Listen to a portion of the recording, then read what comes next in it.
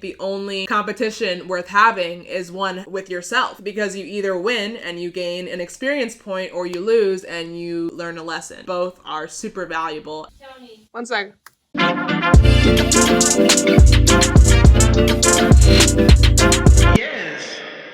Hi everyone, welcome back to Toni on Tap. My name is Toni Adeyemi and I am your host, and we're here today with another episode of The Tea with Toni. If you're joining us for the first time or you don't know what this segment is, it's basically where I drink some tea while I spill. Oh, I literally just spilled some tea on myself. So while I spill some tea, more in the metaphorical sense than in the literal sense usually. Today's episode is sponsored by Traditional Medicines Organic Green Tea. It's a new tea today that I'm trying because I wanted to shake things up a bit because it's my birthday. And yeah, okay, stop. Happy birthday, I know. And I'm a little nervous today. I'm nervous because this is the first tea that I am filming since quarantine started. All the teas that you've seen before, I recorded in March before this all went down. It's one of my more emotionally taxing segments, and I was in a really good mood most of the time when I film before. These days, I really cannot predict what my mood is gonna be like. On the good days, I take it day by day. On the bad days, I take it hour by hour because I just don't know. I tried to record this in the morning because I thought I would have a higher chance of being in a better mood, but I have cried several times today. It is 11:30. Honestly, I think it's a personal record.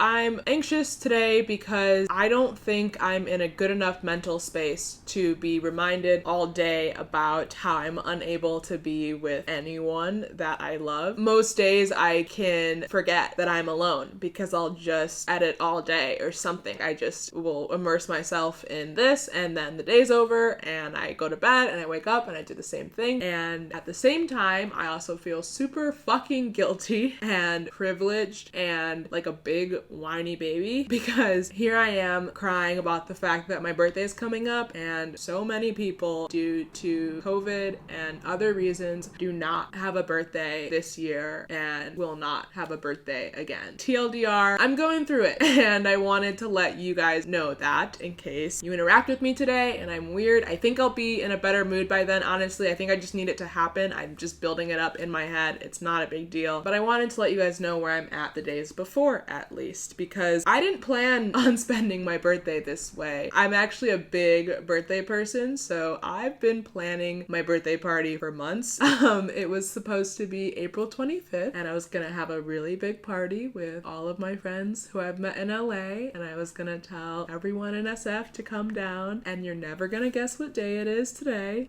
Okay, it's actually April 26th, but I was gonna film this yesterday and it would have worked better in the story, so just pretend. But instead of waking up super hungover and going to Silver Lake Coffee to get a smoothie to make myself feel better, or texting Kelly, Nicole, and Claire all of the crazy shit that happened, or anything like that, I am alone, and I will probably be alone tomorrow, and I will probably be alone on my birthday too. I didn't plan for any of that. Never in my wildest dreams, or I guess in this case nightmares, did any of my birthday plans include that, or include a plan in case I was going to be alone. But that's sort of the point that I'm trying to make today. There's this quote that keeps coming to my head, and I don't know if it's from a movie or if it's like super cliche, and I just don't know how well spread it is, but it's like, life is what happens when you're busy making other plans, because you can make as many plans as you want, you can think ahead as far as you want, but there are just some situations that are so out of your control that you'll never be able to account for them. So that's why I want to emphasize that we need to stop planning so much and think about what would happen if we started doing that thing we've been putting off today, or even better yet, now. What if we started doing everything that we haven't started now? You'd be one day into your 28-day how to get a beach bod in quarantine ab workout. You'd be one day closer to publishing that short story collection you've been writing in your head. You'd be one day closer to going on a social distance walk with your crush, which I just found out was a thing, and I really still don't understand the logistics of it.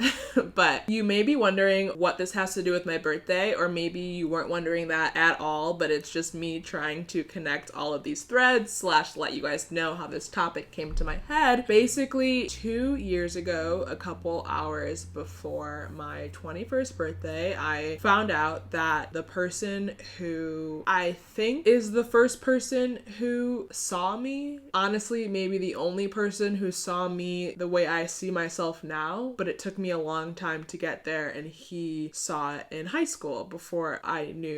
I was just so lost, and he passed away. I don't think I processed that until this year. There's a couple reasons. My dad, who had flown out to Stanford for my birthday party, ended up in the hospital on my birthday. He had an unexpected surgery in the Mountain View Hospital and was really close to dying, and that was really scary. My ex-boyfriend at the time, I'm confused. My boyfriend at the time, who had planned the whole party, we broke up from a highly toxic relationship a couple days after. I had a lot going on. Basically, I spend the 27th thinking about how he is no longer here, and then I spend the 28th thinking about how I am. It took me a while to process a lot of those things. I don't think I was fully able to process the passing of my friend until Kobe and Gianna Bryant and several others passed away in January in a super tragic accident. How this all somehow tied together in my head is that today is April 28th. Gianna Bryant's jersey number was number 2 and one of Kobe Bryant's was number 8. I thought this would be a fitting way to encapsulate how my birthday the past couple years has made me feel. This year, I can't distract myself in any way from any of it. So I thought instead I would just air it out and share it. So this is all just a super long intro to say we really have to follow our dreams because we don't know when our plans are not gonna work out. So I didn't know much about Kobe Bryant when he was alive. Like, I know that he's a legend. I just wasn't a big basketball person. I really wasn't following much of his feats. I was just looking at all of the things that he was doing in what he calls, or people calls, his second act. That's what really motivated me or inspired me. I was like, this guy was living every day with no regrets. He was doing whatever it took to get the job done. He did it in basketball for 20 years, but like, he was doing it now both as a father, as a coach, as a philanthropist. Like, I was like, whoa, how does someone have this much drive or energy or commitment to something? And it made me basically reevaluate everything. Maybe I was projecting for myself as a coping mechanism to handle the news, but I was like, damn, if you're living your life to the fullest every day without regret, then if your time comes before you expect it, at least you know you were doing everything you could. At the time of this happening, I couldn't say the same for myself. I am kind of a naturally lazy person, but I always talk about all these goals I have, but I was not doing anything to accomplish them. I was waiting for someone to call me and say, hey, we think you're super sick. We want to give you a TV show. And I would have been like, finally, what took you guys so long? What Mamba mentality taught me is that you have to go harder on the days when you don't want to do anything. If you do that, then there's no way your goals can't come true. A disclaimer that I think is important before I go into how that comes to fruition is that you have to be able to give yourself a break when you actually need it, and know the difference between actually needing a break and just being lazy in general. For example, I started Weed, Wine, and Wheat Thins at Stanford my senior spring, and I literally did not shut up about it for like 2 months. I was doing it all the fucking time, to the point where I filmed 4 episodes during graduation week, even though I was super stressed, literally having panic attacks every like hour because I was just so nervous about graduating. Fast forward and it's summer, and I think it should be no problem at all to edit these 4 episodes because I edited an episode in 4 days during the week. It was not getting done. I worked on the same episode for over 8 months, and it was because I realized I needed a break. I had been pushing myself so hard, emotionally going through a lot of things as I'm grappling with the end of my Stanford career and my uncertainty of moving to LA. Looking back in hindsight, if I hadn't taken that break, I don't think I would have come up with the idea for this channel, because basically that break allowed me to like fully take that summer off. The only summer I was gonna have again before starting work forever. Also moving to a new city and being able to explore in its fullest instead of having this like weight of this project on my head said was really nice to just let it all go for a second. And then when I was ready a couple months ago when all this happened and it hit me that I can't be waiting anymore for my dreams to come true, I have to make it happen. I was ready to take that plunge and I was ready to go in, but I was going to make it bigger and I was going to make it better because I knew that I needed it to be something that I could throw myself into and commit full-heartedly to. Because that's the only way that you're ever going to know if you're not good enough. If you don't give it your all, you're going to have no way of knowing if it didn't work because you don't have what it takes or if it didn't work because you didn't try. And I think for so long, I was so scared of putting myself out there. And I was like, what if I gave all of my effort and it still didn't work? Wouldn't I look so dumb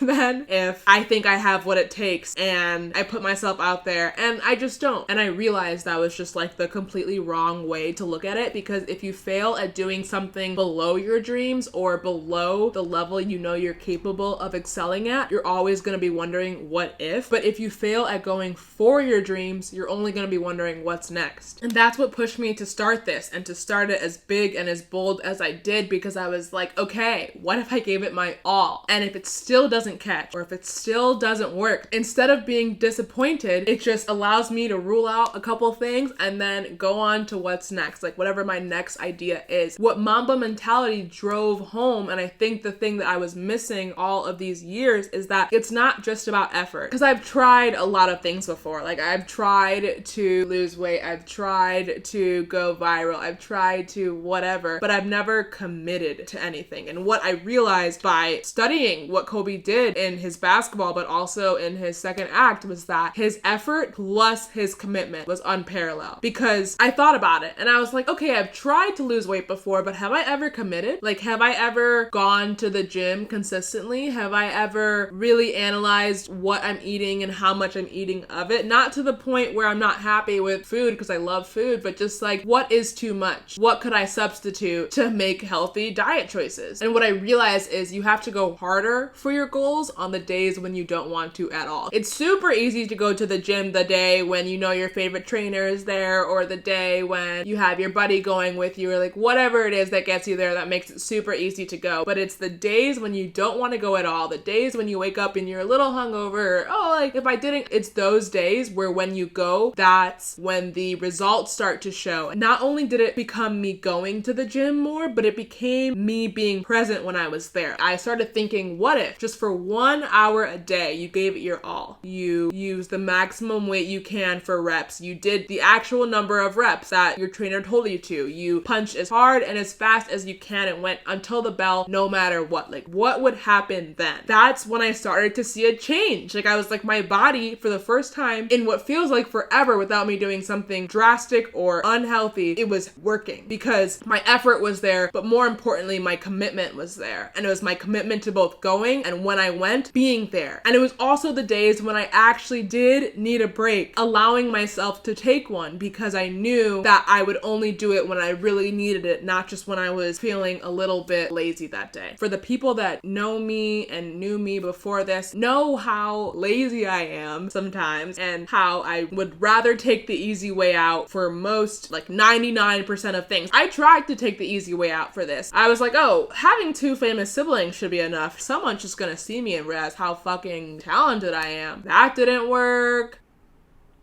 I don't know what else I've tried. That was pretty much my only plan, but that wasn't working out. It was funny because at the beginning of this year, I didn't have many New Year's resolutions. I had kind of like 2 rules for myself, which I guess are resolutions. One of them was that I wasn't allowed to watch Dance Moms. You're probably like, what? I can't really explain my infatuation with this show. I've been watching it for more than half of my life, but I would just watch that show repeatedly. It's taken away months of my life. I would start at a random episode of like season 4 and then go all the way to season 7 and 8 and then go back and just start at 1, and it was just a cycle that I was in for a really long time. I finished it again for like the 7th time at the end of last year, and then I told myself that I was not allowed to watch it this year under any circumstance. The second thing that I told myself is that I had to be creative at least once a day. To be nice to myself, I allowed that to be a really loose thing. I didn't care care if it was making a TikTok. I didn't care if it was going to an improv show or if I had an improv class or whatever. I was like, just one thing that you can say is creative and that is okay. It's only a couple months in, but I've actually been able to stick with both of those resolutions. But not only that, it evolved. It went from me doing an Instagram post or a TikTok, and then I started kind of just editing videos on my phone. Like I made a Jonas Brothers documentary reaction video with Penel for really no reason. Like we didn't plan it. I just propped up my phone, and then afterwards I was like, what would this video be like if I edited it? So I had this app on my phone and I just spent 3 hours editing it, and I was like, hey, that was kind of fun. And it just kept growing and growing to the point where for the past 8 months I hadn't been able to edit one thing, and then I was editing multiple videos, podcasts, whatever, a week. And it was like, I knew where my goals were, but I feel like sometimes we jump before we're ready. I realized that I had to massage the creative side of me back into fruition because I knew it's there. Like it's my passion. Just because something's your passion doesn't mean you're necessarily ready to go for it all the time. And I knew I wanted to make this year different, but I didn't know how. So I just started slowly every day massaging the creative side of me and allowing little outlets for it to express itself until I was ready and I was like, oh my gosh, I know what I want to do. Now here I am today making so much content. I'm barely keeping up with it. I know you guys aren't. Only like a handful of people are. You know who you are. You come to all of my premieres and I love you all. Yeah, I wanted to make this video because I wanted to inspire someone. I wanted someone to be inspired the way that I was inspired because I am seeing firsthand every day and I'm surprising myself every single day. Literally, I did not know I had any of this in me, but also I did. And I was scared to let it out. At this point, I'm not holding back for anyone and most certainly not for myself because I realized the only person holding me back from these dreams was me. I don't think I believed in myself fully. And then I realized that I had no reason to because when had I ever really tried? Or when had I ever really put myself out there for more than a couple days or a couple weeks? Like what if I committed? And I have the Mamba mentality to thank for that, to thank for allowing me to realize that we are our own blockers most of the time. And we try to put it off to other external sources. But in reality, I think it's amazing when you start competing with yourself. I think the only competition worth having is one with yourself because you either win and you gain an experience point or you lose and you learn a lesson. Both are super valuable. And I started competing with myself at the gym. I was like, how hard can you hit? How fast can you hit? If you gave it your all each time, would you get better? I started competing with myself creatively. How many TikTok dances can you learn today? Can you edit this video in 2 hours? Yes, I can. And 4. So I don't know. Compete with yourself. Combine effort and commitment to go for your goals and believe in yourself. You know it. I know you know it. Whatever that thing that you know that you have it. So express it loudly and express it boldly. And if it doesn't work out, instead of wondering what if, you just wonder what next. Yeah.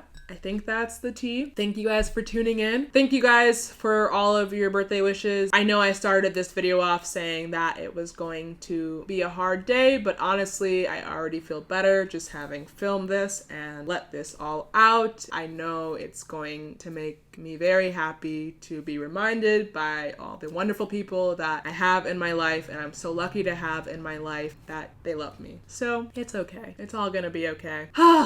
This is why I love this therapy. Maybe you guys don't think it's therapy. This is like my best form of therapy because I honestly just need to talk things through with myself most times. So thank you guys for allowing me to creatively have therapy because therapy is very important. I hope you guys have a wonderful rest of your day and we will see you tomorrow. Bye.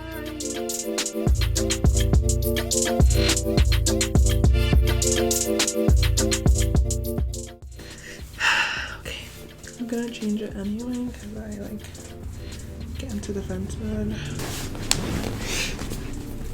Okay, so you wanna do this? You wanna do this? Can you do this? This will allow you to zoom in more. And it's pretty. You look really good. You look like way better than I thought you would. 3, 2, 1.